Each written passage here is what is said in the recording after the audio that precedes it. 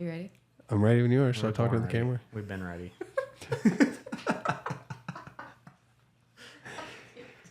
All right, we're trying to get this podcast started, and she can't figure it out. So why do I gotta do it? Is this so like a no, it's challenge all for me? we're good. You trying to make me All grow? right, Ship has sailed. We're gonna Good. talk. We're gonna talk about today. We're gonna be talking about the training that we do, kind of how it may differ, how it might be the same, and what it may look like.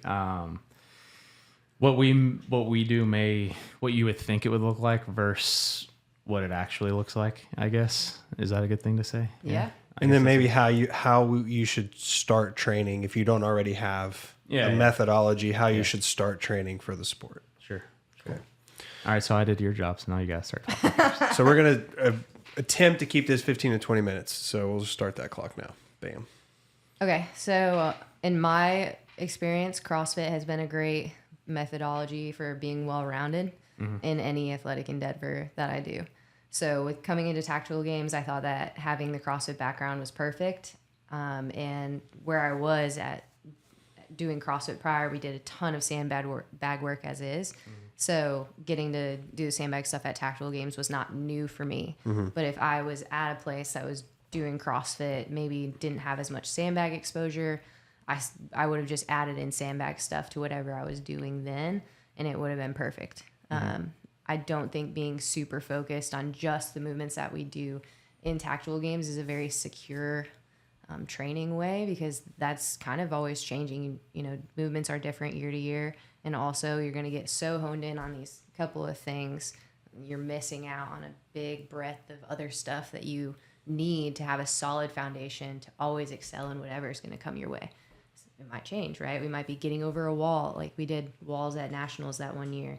We lift heavy stuff, we carry things. Like, it's just so diverse that having a program that is general and broad, I think has helped me be really prepared for coming into tactical games. What about you? Definitely. No, the starting in 2019, you know, I know that, I mean, Jake, you were around early those years. There was never a time where I felt ill prepared for anything, or like I never. And Zach Rodman, same thing. Like, I don't think there's ever been anything that was introduced that was like, you know, it was just like, oh, we're going to go out there and figure it out because I can lift that over my head or whatever it is. Like, I remember the first time that Tim did overhead carries, like it was like 125 pounds or something. Like, it was light. And there was the struggle bus began, right? And when I looked at it, I was like, 125 pounds, that's like, there were that same day women in CrossFit gyms all over the country doing grace and doing close to that weight 30 times in 4 minutes or 5 minutes. Clean and jerks, 30 clean and jerks. Yeah, 30 clean and jerks. Put it over your head. So I definitely, I have never trained specifically for the tactical games. Like, man, it's not going to sound good, but I'm going to say it anyway. It is boring. Yeah. Like, farmers carries and all that stuff. You really get into, like, whenever you have to train as much as we do to be as fit as you have to be competitive, that gets very repetitious, you know, and then you can definitely find yourself in a physical rut where, I mean, like, I work out with you guys all the time. Like, my upper body is nowhere near as fit as my lower body is. Sure. Right. And it's because I've been doing tactical game stuff. So, like, I'm going to favor more lower body stuff, more lower body strength. So how did you build a foundation for what you have now? Barbell. So a foundation for strength is barbell. Yes. And we talked a little bit about it before, and like I've preached it before, but like you build foundational strength with a barbell because it is predictable, and you can safely build muscle and like musculature and where you need it. Because if you just go straight to the sandbag, a sandbag is an odd object, and the reason why it's odd is because it's not super stable and it's moving around. And if you don't have that foundational strength and like basically, what would you call it, like safety measure or like backup, like you're strong, right? So if you can deadlift 400 pounds and you pick up a 200-pound bag a little bit wrong, you're going to be fine. Not that like I advocate for picking up a 200-pound bag wrong, but if it shifts on you and like you kind of get out of position, you're at 50%, right? So I always switch to more specific stuff as it gets closer to events, like the last 3, 4, 5 weeks, whatever. Like I'll start subbing in tactical games implements for a barbell or for dumbbells or whatever it is during a workout, to where like I'm just getting used, like hands-on the stuff again. However, if you're new and like a strength is something that you're gonna have to work on a lot, build that strength with a barbell. Yeah. And then get the technique of the sandbags, especially the heavy sandbags, down after you have the foundational strength with a barbell. And kind of the ratio I've always used is, for me, it's like a 225 barbell is like a 150 bag, right? So like if I can sling around a 225 barbell, I'm comfortable with the 150 bag. Sure. Like 255, you're getting up to like the 200 pound bag, maybe a little bit more.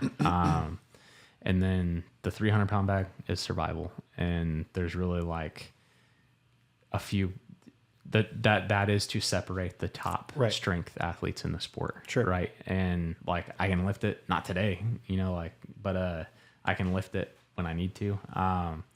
But you should not be trying to build strength with a sandbag. That's my belief. Like, could be wrong, but maybe like, an accessory stuff like sandbag holds, carries, but foundationally focusing on the barbell first. Yeah. If you're trying to get stronger, do it with a barbell. Is it like when you lift with a barbell, is that 1 time a week, 2 times a week? How often would you be lifting with a barbell in order to gain mass strength? There are several years where I had a lot of weight on my back 2 to 3 times a week. So I also struggled with patellar tendinosis and all kinds of stuff as a result of overdoing it like that. But I'm also old. I mean, you recently PR'd your back squat, right? Yeah. Took a lot of focus to do that, or did you continue in all the same Metcons you were doing before, or did you have to back off of that? I mean, there's only so much energy to expend into it. You love to use the pie analogy. Yeah. There's only so much pie to be eaten. You have, and I can't eat all my pie in Metcons. you have a pie. And each time you work out, you take a piece of that pie out. Yeah. And if you have nothing left, then it's strength day, because you're busy doing ring muscle ups that has nothing to do with the tactical games. I feel attacked after doing ring muscle ups today. I did bar muscle up things, whatever. There's a place for it though. Like you got, like Jared said at the start, like you have to maintain some sort of fun in it in order to have longevity in the sport. If you're only doing sandbag carries and farmers carry, it's very monotonous and you get bored, then it's not going to last. It's not worth it, right? So for me, coming from CrossFit, I'm going to keep doing some chest to bar and ring muscle up and handstand push-ups, things that I'm never going to use that in the tactical games, but some things are just for the soul. That's what I did today. I mean, that's what my ring muscle was for, to make sure they're still in check. They're fun, but it's also a very high CNS movement, and I was doing 200-pound bags right afterwards. So I was high heart rate, high CNS movement coming into heavy bags. That was the what stimulus was there. Correct. No, you're not going to see in tactical games, but like it worked. And it's like maintaining being an overall good like athlete. Yeah. You know? I feel like if you're honed in too much on just that one thing, you're not going to be well-rounded. But the other thing is you never know what's going to be programmed. Right? Exactly. So sometimes it transfers. Sometimes it transfers. Rope climbs have come back, so now like upper body stuff. And then I'm sure like there's always we always struggled to find ways to get upper body strength into the thing, and I'm sure Nick is going to program it. I liked how he did that. The axle bar overhead, but you have to drop it at multiple sections, so it's almost like doing clean and jerks. I thought that was sweet. Yeah. I thought that was cool. So any weight they've ever put on an axle bar, I've never been worried about it, just because the strength is there and I've trained it, and it wouldn't have been there if I wasn't in a CrossFit gym doing it. Sure. Which if you're just getting into it and like you're a relatively fit person, have kind of worked out maybe at like a Globo gym or whatever, and you're gonna don't just buy a barbell and go in your gym and start like slinging it around. You know, there are CrossFit gyms all over the country. And it's a little bit, it's like $150 a month here. Like, I don't know. That's pretty standard. It's pretty standard around the country. 150-ish. It goes up to 200 places, I think, maybe a little bit more. But get into a CrossFit gym, do their foundational deal. And then for at least like 2 months, two to 3 months, when somebody's been in the gym for 2 or 3 months, they have not mastered like the Olympic lifting is super technical, so you're never going to master it, but you have now gained the ability to safely lift weight. Correct. Now you can not pay the membership, go back home, lift in your garage, and you're not going to hurt yourself. Right. You probably won't want to though. Right. Yeah. That's it. But that's one of the things that I like about using CrossFit to train it is working out. Like I work out with the 12:30 class. If there wasn't a class and people I knew in the class and stuff like that, like I will, like during the off times when I'm not working out as much, I probably like would not have even worked out as much as I did. Right. Just cause like you want to see the people, and it keeps the monotony of working out. Like working out alone gets old fast. So whenever there's like a group or like community of people doing it, it keeps you going for sure. I think having coaches' eyes on you is really important too. Yeah. Starting out and for years and years into your CrossFit career, I honestly don't ever think you outgrow it. No. You might sneak into old habits. People might see things a little differently than how you feel they are occurring in your body. And to have longevity in the sport, in life, and things you do outside of the sport, there is no negative to having a coach's eyes on you all the time. Yeah, and it's like you've corrected me on tons of stuff. You're doing back squats, and like I noticed you're favoring one leg. Right, like you're never super gonna helpful. If somebody isn't walking by and looks over and you're like, oh crap, you're like 80% of the weight you're lifting's on your right leg right now. Yeah. That's an imbalance that would have gone unchecked and inevitably ended in an injury. Correct. And yes. So like definitely pull out a mirror. Like there are certain people, like athletes, that when you're moving, you know exactly where your body is in space. Like, you know, if you've hit parallel, if you're just below it, just above it, like you can do a movement for the first time. You know where your hands are in space. You probably don't look too goofy. Like from the outside looking in, it looks somewhat athletic, even though it was new. And there are some people that, especially in CrossFit gyms, there's no mirrors, right? There are some people that will like bet their firstborn child that they are squatting and their butt is 2 inches off the ground. And you're like, son, you haven't even started squatting. You're like, you barely creased your hips at this point. So, like, I would say, like, don't leave. If you go to a CrossFit gym for 2 or 3 months to get the foundations down, like, maybe go back every now and then and, like, get back, have somebody put eyes on you. Videotape yourself lifting so you can see stuff. Send it to friends. Like, I have people I don't even know send me videos of doing whatever, squatting, stuff, whatever, and say, hey, you know, what do you think? Sandbags, how to lift the sandbag, stuff like that. And like, you send a short little, like, 3-page novel back, like, hey, bro, you need to go find some help locally, because this isn't gonna be good. But if you're just getting in the sport, don't just start throwing weight around. No. Like, go find like a trainer. CrossFit gym is cheaper than a trainer, and by a lot. You're gonna meet people. Just go to the CrossFit gym. I've told people that since 2019. Actually, I didn't, because when I first started Title Games, I didn't tell a soul I did CrossFit. Were you embarrassed? No, I was just like, it's a competitive thing. I showed up and people, like, I heard people like making fun of CrossFit, and then I had a CrossFit shirt on, and I was like, I'm gonna change my shirt. Change it now. And I was like, you can keep making fun of CrossFit, but I'm just gonna keep doing my thing over here. Yeah. And it turns out Zach had a level 1, and he was a CrossFit coach or whatever. Right. But he wasn't telling anybody. Nope. Mr. Forrest didn't tell anybody for a while. Yeah.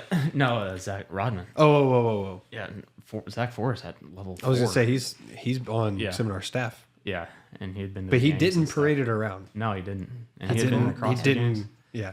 I remember talking to him, and I was like, he was asking me what I did for work, and I was like, I do CrossFit. And then like I remembered watching an old CrossFit video from back when I was like in bed for 8 months or whatever. And I recognized him because I remember I was watching some event, and like he was with, I think it was Josh Bridges or something like that. And he came out, and I kept thinking like, man, I've seen this guy before. And then he finally came out and said it. But, that's cool. Anyway, to answer, I think the question is, my workouts for probably 7 months out of the year, because I take a pretty generous break after nationals. Like this year every year it gets harder to get back into training. But I took probably a month completely off, and then probably like 2 months of 3-4 times a week, and then just now kind of starting to really get back into it. But the training doesn't look like a tactical games event that I'm doing at all. No. And it really doesn't start looking like that until much later in the year, probably 2 months out, whatever. And then a lot of machines, that just because I'm old as dirt. So like machines are super low impact. They get the cardio going. And I used to, so like right when Hepner came in, is when I found morning mono, and I started doing those. And I didn't tell anybody. I didn't even tell Hepner I was doing it for months. And anyway, that cat's out of the bag. But a super good low impact way to just like get your cardio in check pretty quick, morning mono. So morning mono is, for those that don't follow it or know about it, Jacob Hepner writes it, and it's just cardio workouts. So echo bike, bike erg, rower, ski, running, double unders, burpee box jump overs. I think that's everything. Yes. So just those movements paired up in shorter, intense domains. There's sometimes longer aerobic domains, but I'd say most often it's more intense. Yeah. And with those movements, there's nothing that's going to hold you back because you are incapable, like you're not strong enough of picking something up. You can't gymnastically do something. It is literally just like you versus your effort on this machine. Because we use it in the gym, and you can literally have somebody like Jake, who's done CrossFit, owned a CrossFit gym, like super good shape, right next to somebody who just got off the couch for the first time last week, right next to each other doing the same workout, and both of them are hurting when it's over. But it's like a good hurt, not bad hurt. But both of them get a very good benefit out of it. So it's like literally for all fitness levels. And then Tactical Games has like more sports specific type training. So like getting into it, it's a good place to go. But definitely if you don't have a history with implements, sandbags, stuff like that, go get your foundations done. Build a base with a coach's eyes on you. Correct. And do not just start. There have been, since we started Tactical Games, there have been several people that just started slinging weight around that were like, I'm not going to say his name, but like I sent a guy a message like, dude, you have to stop. Like you're going to get hurt, permanently hurt, if you keep doing this. Because he had gotten to the point, you're going to know who I'm talking about, but like he had gotten to the point where he was doing power cleans with like 225, and it was terrible. Just like rounded back, ripping it off the ground, catching it, leaning back, like everything you're not supposed to do, but he didn't know. He just hadn't been taught. So, and like if you are just like, I'm not going to do CrossFit, I understand there's people that are like that, that's fine. You can pay CrossFit coaches, you can go in and pay like for an hour, $50, $75, whatever it is, one-on-one session, and just be like, hey, I need to learn how to do power cleans.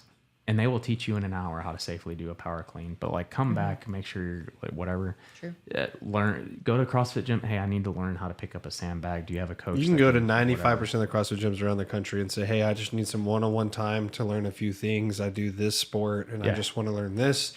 I don't know of any gym around the nation that would turn that down. Exactly. And then you're going to go in there, you're going to get the coaching, and you're never going to leave. You're obviously going to stay because everybody CrossFits. But definitely number one thing, if you're just starting out, do that. And then,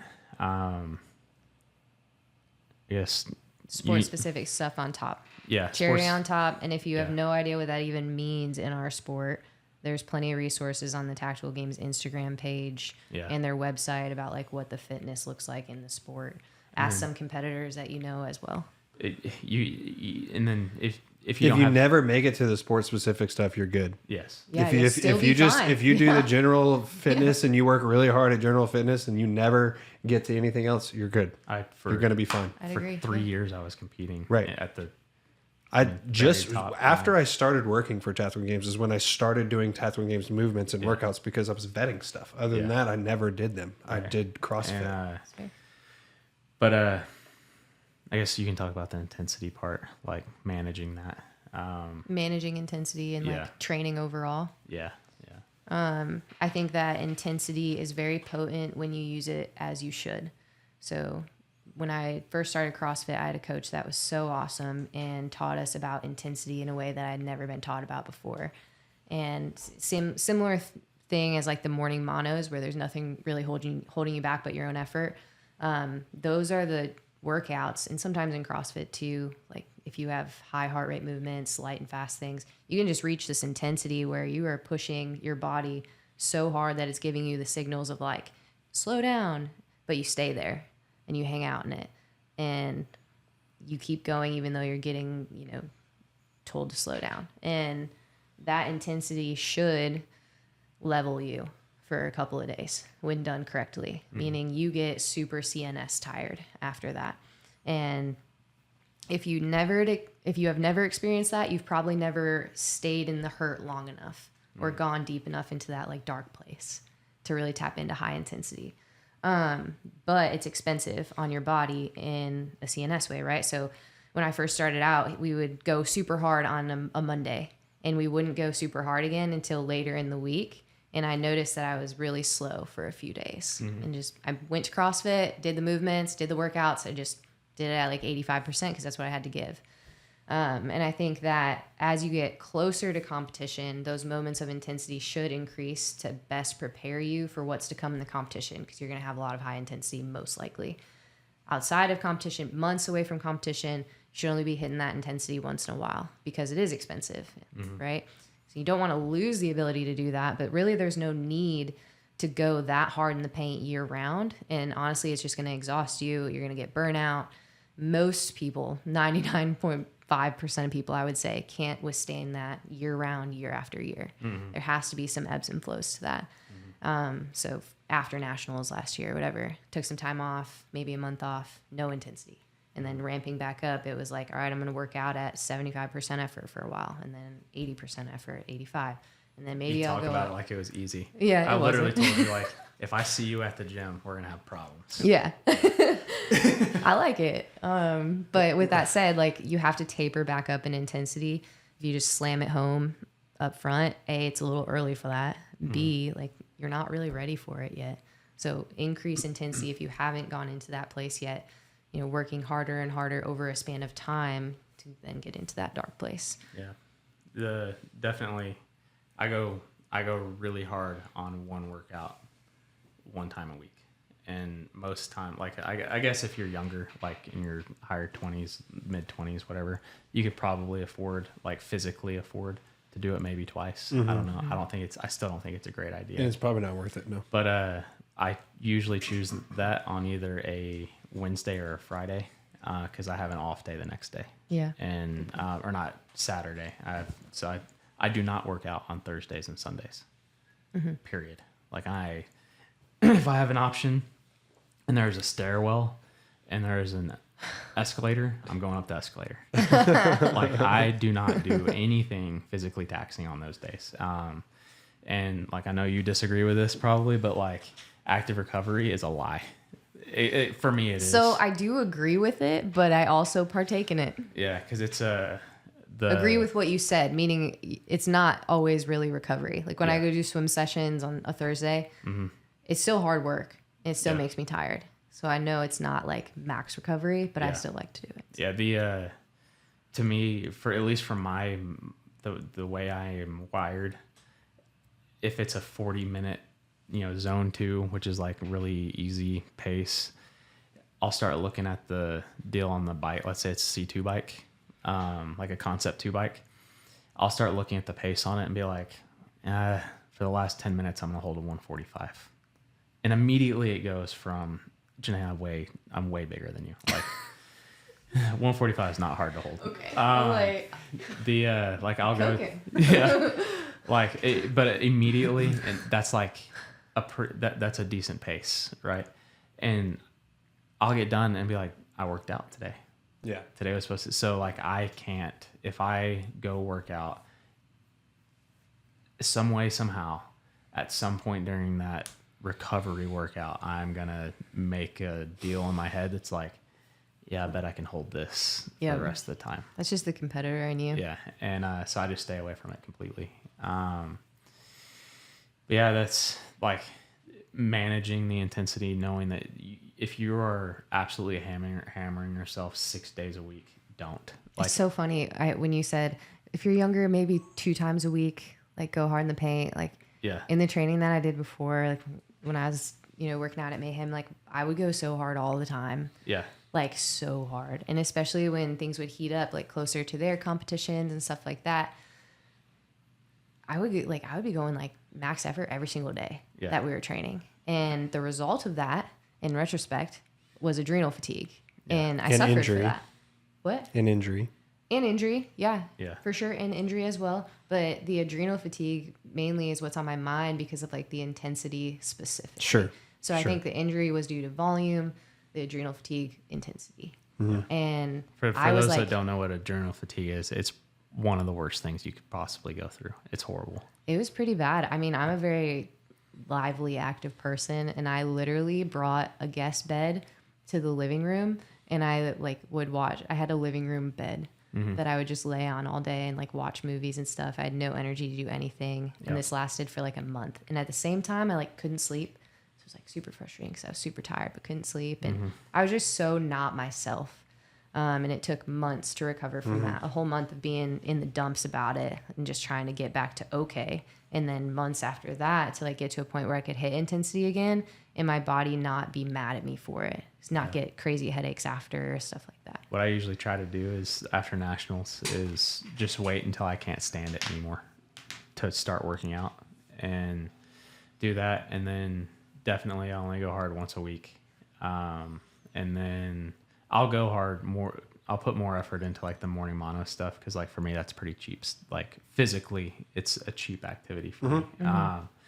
But as it starts going into nationals and stuff, I start picking it up a lot. But really, I wait until like I feel like an absolutely caged animal, and I have to start going. And admittedly, as the years have gone on, I've been competing longer. That gets closer and closer and closer to nationals.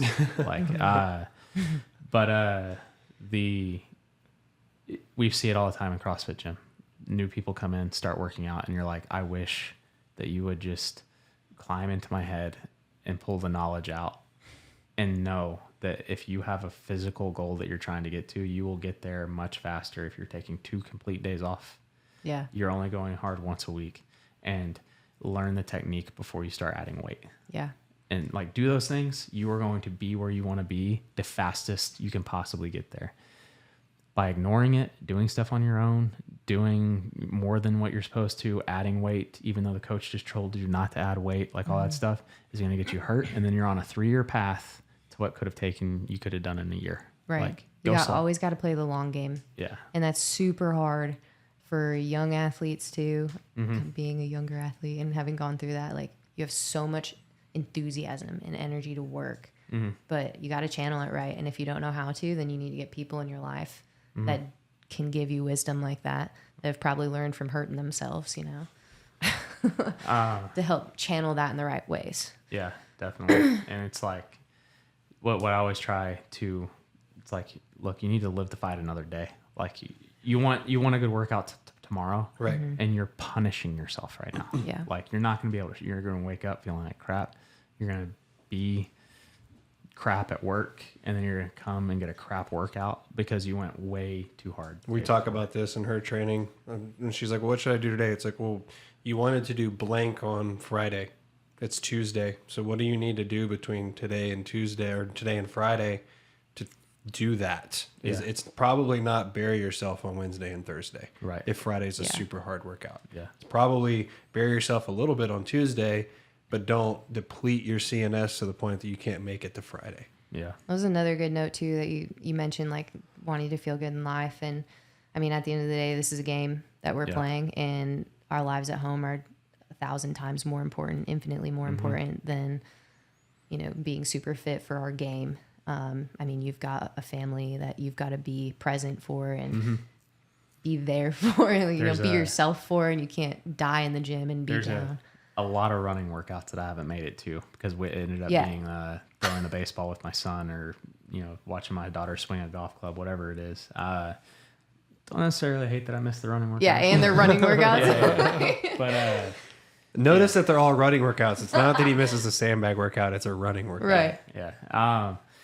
But yeah, it's like, to sum it up, I mean, people come in and like they're on fire for it. And the best thing that you can do is hold that back and approach it the correct way, which is go find somebody to help you. Go find a coach to teach you how to lift stuff correctly, then build a foundation of strength with a barbell. Like because it is so predictable. You know what the barbell is going to do. The barbell isn't going to shift on you. The barbell isn't going to act a little different every time you pick it up. It is the same thing every time. And then use the conventional lifts. Like, people get so caught up on that crap that's on Instagram now, like people doing like the weirdest stuff ever. Right. When I was trying to learn and grow with the sport, because there's been like 4 versions of the tactical games.